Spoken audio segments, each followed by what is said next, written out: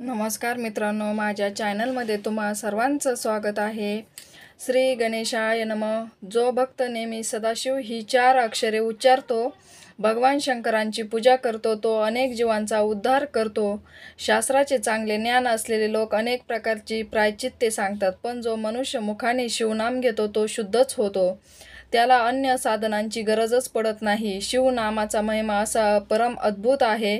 त्याचबरोबर जो भक्त प्रदोष व्रत करतो त्याला सर्व प्रकारच्या सिद्धी प्राप्त होतात, हे त्रिवार सत्य आहे. म्हणून ज्यांना समाधान, प्रगती, धैर्य, दीर्घायुष्य, संतती, संपत्ती व दिव्य ज्ञान प्राप्त व्हावे असे वाटते, त्यांनी यथासांग प्रदोष व्रत करावे. या व्रताचे मनपूर्वक आचरण केल्यास त्याची याच जन्मात प्रचिती येते. 6 महिन्यातच त्याचे दारिद्र्य आणि मोठी व्यथा याचे निशेष निरसन होते. हे व्रत वर्षभर केल्यास ज्ञान प्राप्त होते आणि 12 वर्ष केल्यास महाभाग्य लाभते, असे व्यासांचे वचन आहे. जो असत्य मानेल तो नाना प्रकारच्या बंधनांनी जन्म मरणाच्या दुष्टचक्रात सापडेल. त्याला कल्पना मुक्ती मिळणार नाही. त्याचे गुरु खोटे, ज्ञान खोटे व भक्ती दंभिक. ज्याचा मनोभावे शिवचरणी विनम्र आहे, त्याच्यासारखा पवित्र दुसरा कोणीही नाही. प्रदोष व्रत केल्याने अकाली मृत्यू, भयंकर गंडांतरे अशा गोष्टी टळतात. या व्रताविषयीची एक प्राचीन कथा सुतांनी शौकांतिकांना सांगितली. सत्यरथ हे विदर्भ देशाचे भूपती. ते अत्यंत तेजस्वी, पराक्रमी होते. सर्व धर्मांचा सन्मान करणारे हे लोकप्रिय होते. त्यांनी अनेक वर्ष राज्य केले, पण शिवभक्ती केली नाही. त्यांचे वाढते यश व ऐश्वर्य अनेक राजांना सहन होत नव्हते. म्हणून शाल्य देशाच्या राजाने पृथ्वीवरील अन्य राजांशी हातमिळवणी करून विदर्भावर एकदम आक्रमण केले. सत्यरथांनाही त्यांच्याशी निकराचा लढा दिला. 7 दिवस चाललेल्या त्या तुंबळ युद्धात सत्यरथांचे त्यांना परास्त करण्याचे सर्व प्रयत्न थिटे पडले. त्यांना रणांगणात वीरमरण आले. विजयाच्या उन्मादात शत्रूंनी राजधानीत प्रवेश करून भयंकर अत्याचार व लुटालूट केली. ही वार्ता सत्यरथांच्या पत्नींना इंदुमतींना कळताच त्यांच्यावर दुःखाचा डोंगरच कोसळला. पण त्यावेळी त्या घरोदर होत्या. 9 मास पूर्ण झाले होते. आपण इथं राहिलो तर काय विटंबना होईल या कल्पनेने त्या शहरल्या. आपले व बाळाचे प्राण वाचवण्यासाठी त्या गुप्त मार्गाने नगर सोडून अरण्यात शिरल्या. अनर्थ ओढू नये म्हणून त्या एकसारख्या पुढं धावत होत्या. धावताना त्यांना सारखी धाप लागत होती. पायात काटे रुतत होते. त्या कितीतरी वेळा मूर्छित येऊन पडल्या, पण सावध होता शत्रूच्या भयाने अंगात त्राण नसूनही धावत राहिल्या. त्या अतिशय सुंदर होत्या. मदनांनाही मोहित करेल असे त्यांचे लावण्य होते. सुकुमार देह यष्टी, मृगासारखे नयन, दात जणू हिऱ्यांच्या पंक्ती, अंगावर वस्त्राभूषणे धारण केलेल्या आणि ज्यांनी अखंड ऐश्वर्य भोगले, अनेक दासी, अष्टप्रहर ज्यांच्या सेवेला असायच्या, त्यांच्या चरणांनी कधी सूर्यकिरणे पाहिली नाहीत, त्या पतिव्रता राजपत्नी आज अगदी असहाय्य व दीन झाल्या होत्या. अश्रू भरल्या डोळ्यांनी अरण्य वाट तुडवत होत्या. कर्माची गती गहन असते, ती कोणाला चुकली नाही. धावून इंदुमती अक्षरशः थकून गेल्या होत्या. त्यातच त्यांना प्रसूती वेदना होऊ लागल्या. त्या व्याकुळ होऊन जमिनीवर गडबडाळ लोळू लागल्या. मदतीसाठी मोठ्या आशेने सभोवती पाहू लागल्या, पण त्यांना कोणाची मदत मिळाली नाही. त्यांच्या घशाला कोरड पडली होती आणि अंगात जराही शक्ती उरली नव्हती. त्या तिथेच प्रसूत झाल्या. त्यांना एक तेजस्वी पुत्र झाला. त्याला पाहून ही परिस्थिती त्यांच्या मुखावर समाधान तरळले, पण तहान सहन होईना. त्यांनी त्याला तिथेच ठेवले आणि कशाबशा रडत रखडत एका सरोवरापाशी गेल्या. पाण्यात प्रवेश करताच त्यांना थोडे बरे वाटले, पण तिथेही दुर्दैव आडवे आले. त्यांनी ओंजळीत पाणी घेताच एका मगरीने त्यांच्यावर झडप घातली आणि पाण्यात ओढत नेऊन त्यांना खाऊन टाकले. एका राजपत्नींना असा भीषण मृत्यू आला. इकडे सत्यरथ इंदुमतींचा तो पुत्र अरण्यात एकटाच आक्रंदंत होता. काय नियती असते.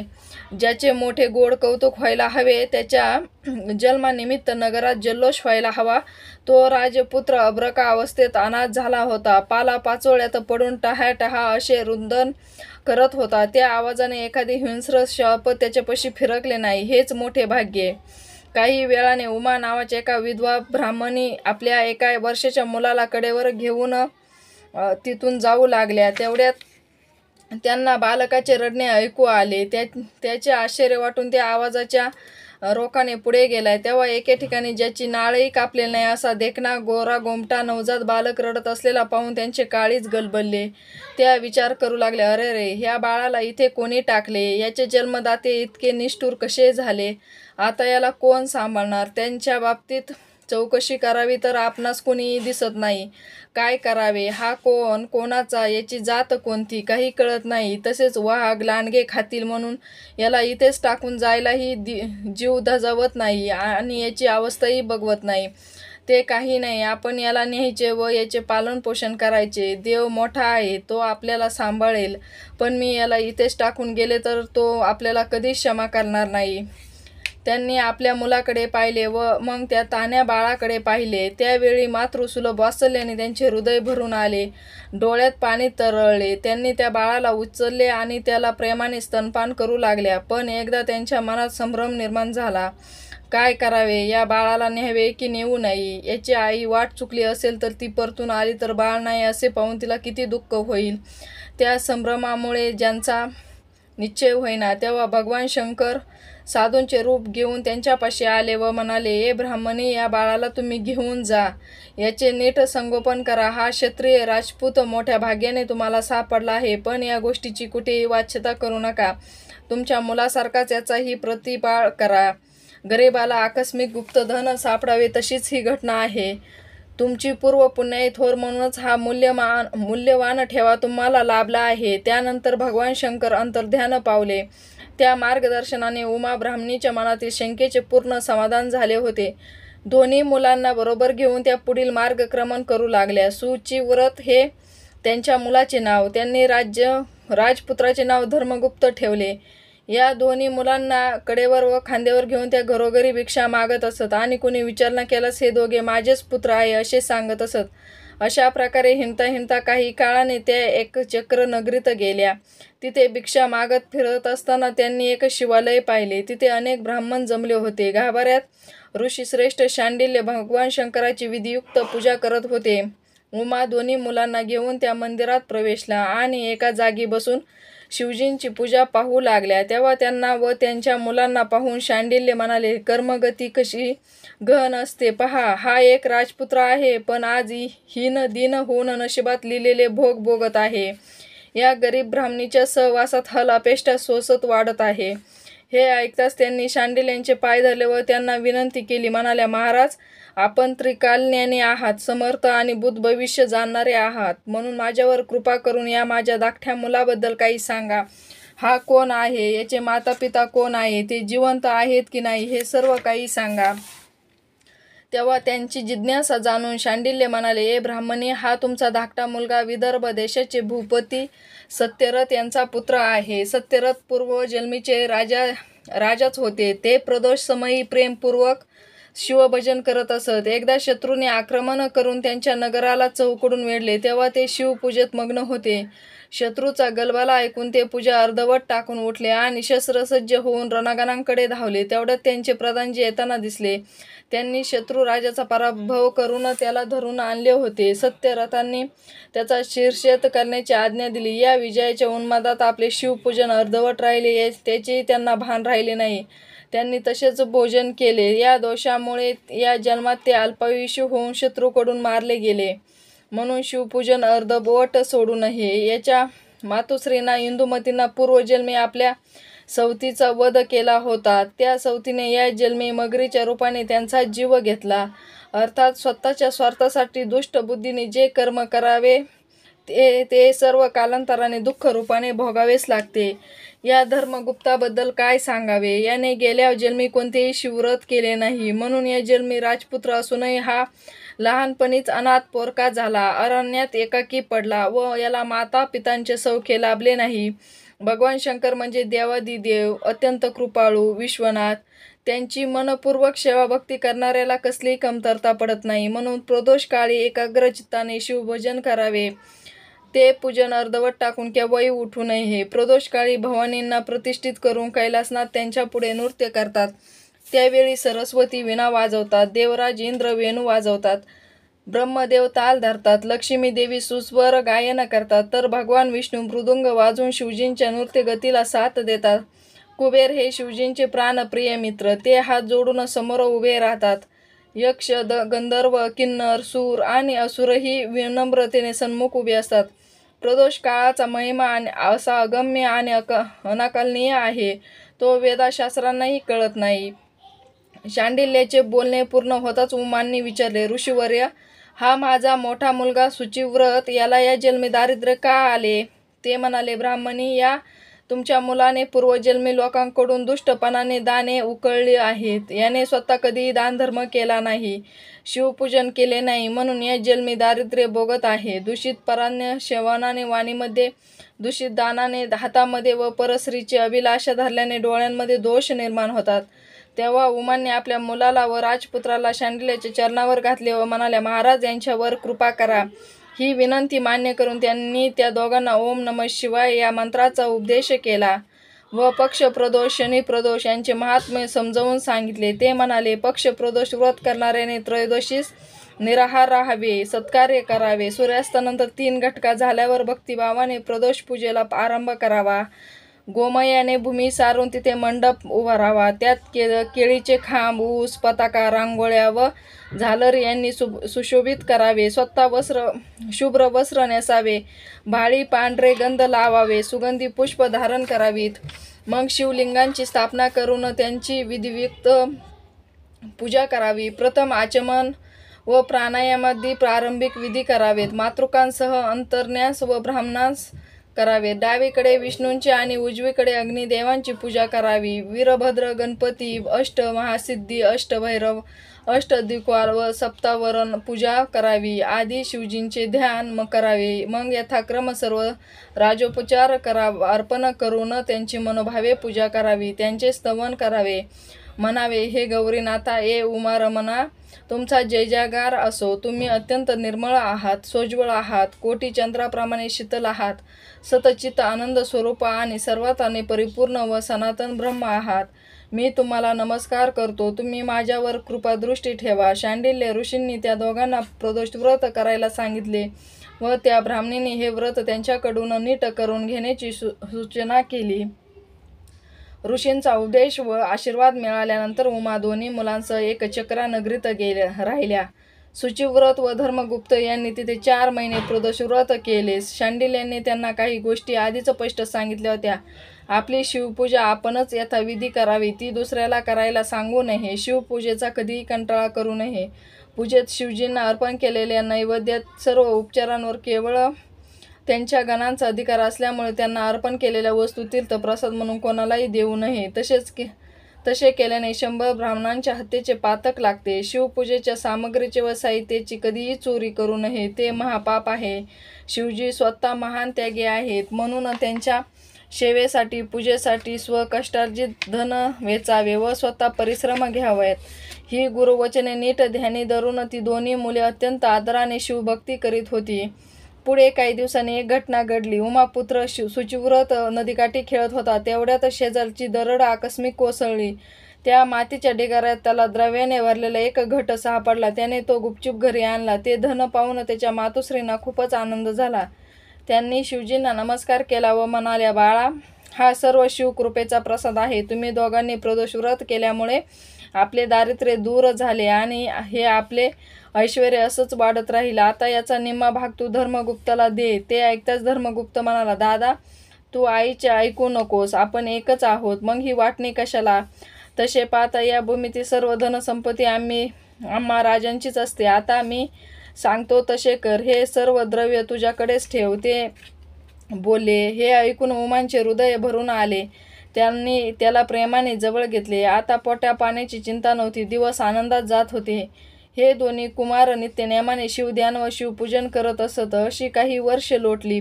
सुचिव्रताने व धर्मगुप्ताने तारुण्यात प्रवेश केला. एके दिवशी ते दोघे अरण्यातून हिंडत असताना त्यांना काही गंधर्व कन्या दिसल्या.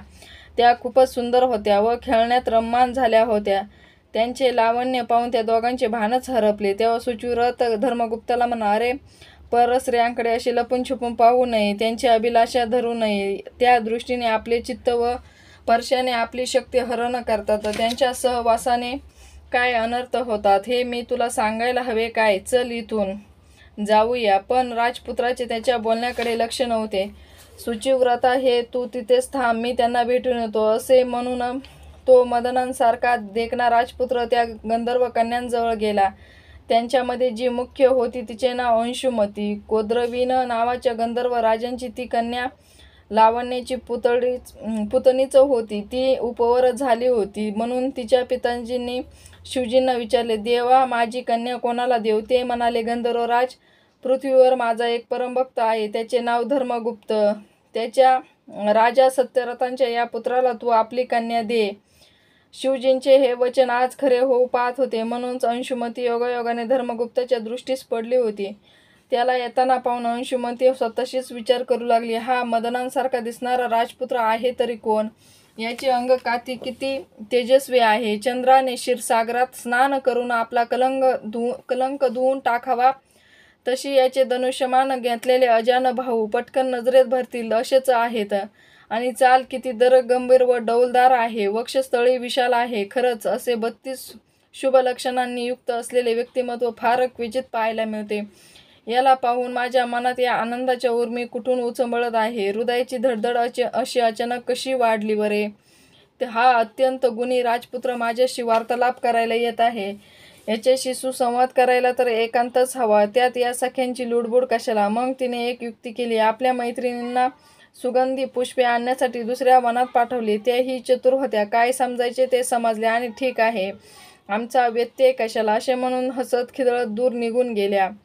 आता अंशुमती एकटीच होती. तिने धर्मगुप्ताला दिटाईने जवळ बोलवले. झाडाची पाने पसरून त्याच्यासाठी आसन तयार केले. त्यावर कोवळ्या डहाळ्या पसरून ते मऊ केले. तो त्यावर बसला. ती त्याचे देखणे रूप डोळ्यांनी मनात साठवत होती. त्याचे आरक्त ओठ, मुखावरचे मोहक हास्य, विशाल भाल प्रदेश व अंतकरणाचा ठाव घेणारे कमळासारखे डोळे, या सर्व गोष्टींनी तिच्या मनाला विलक्षण भुरळ घातली होती. ती त्याच्याकडे लाजून पाहत होती.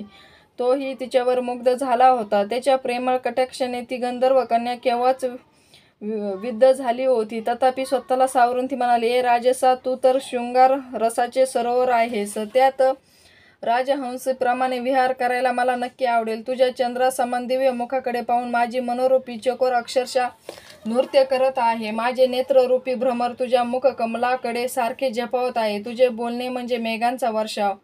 त्यात भिजलेला माझा चित्तरूपी मोर आनंदाने मुग्ध होऊन थुईथुई नाचतो आहे. मी काय करू? स्वतःला कशी सावरू?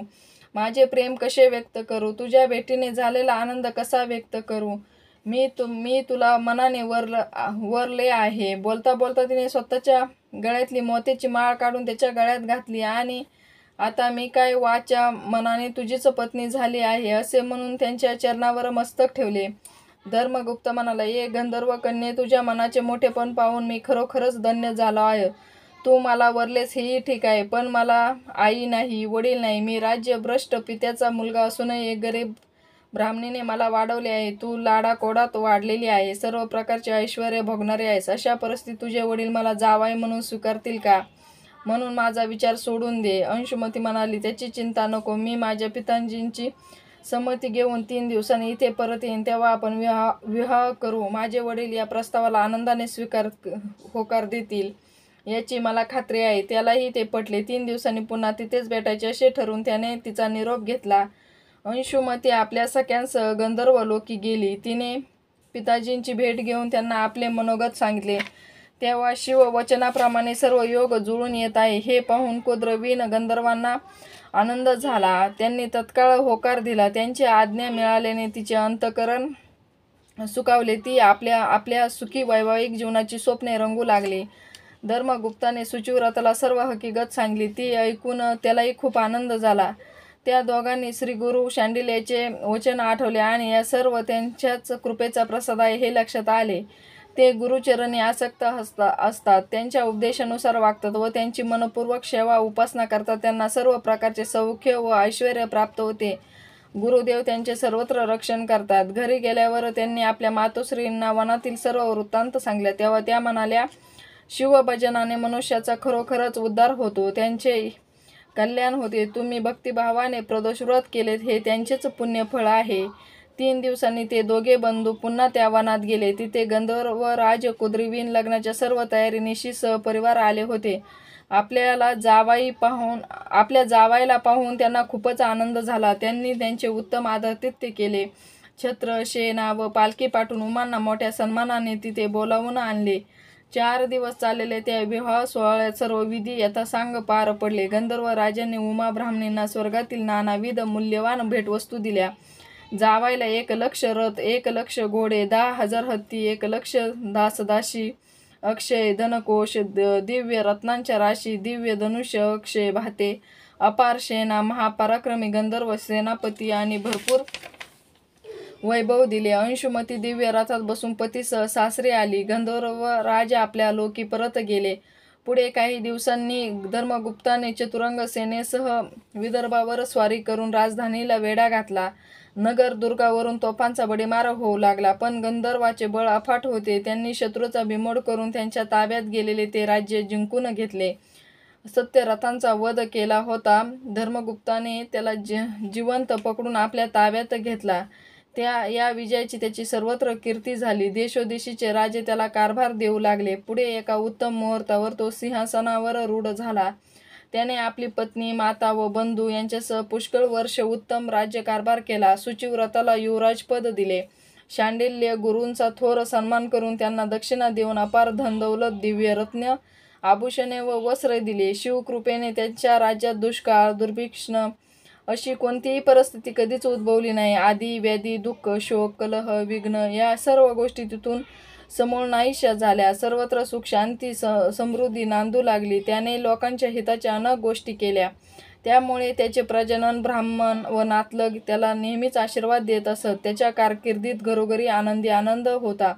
अशा प्रकारे त्याने सर्वांना सुखी केले. कालांतराने त्याने आपल्या पुत्राला राज्याभिषेक केला व राजव्यवहाराची सर्व सूत्रे त्याच्या हाती सोपवून तपश्चर्येसाठी वनात निघून गेला. तिथे शिवजींचे अहोरात्र ध्यान करू लागला. त्याच्या आराधनेने प्रसन्न झालेल्या कैलासनाथांनी दिव्य विमान पाठवून त्याला, त्याच्या पत्नीला व मातेला व बंधूला शिवलोकी नेले. त्यांनी भगवान शंकराचे दर्शन घेऊन त्यांना साष्टांग वंदन केले. त्यांची मनोभावे स्तवन केले. तेव्हा त्या पतिपावन शंभू महादेवांनी या सर्वांवर कृपा करून त्यांची अक्षयपदी स्थापना केली. प्रदोष महिमा अत्यंत अद्भुत आहे. या ग्रंथातील प्रदोष व्रताचे महात्म्य ऐकून जे या व्रताचे यथाविधी आचरण करतील त्यांना दुःख, दारिद्र्य व मूर्तीचे भय राहणार नाही. शिवकृपेने त्यांचे कल्याण होईल. ते त्रिवार सत्य आहे. हा श्री शिवलीला अमृत ग्रंथ अत्यंत पवित्र आहे. ज्यांच्या घरी हा ग्रंथ आहे त्यांना उमाकांत सहाय्य करतील. सदैव त्यांच्या बरोबर राहतील. त्यांना अंती शिवपद प्राप्त होईल. व्हिडिओ ऐकल्याबद्दल धन्यवाद. असेच नवनवीन व्हिडिओ ऐकण्यासाठी चॅनलला लाईक आणि सबस्क्राईब करा.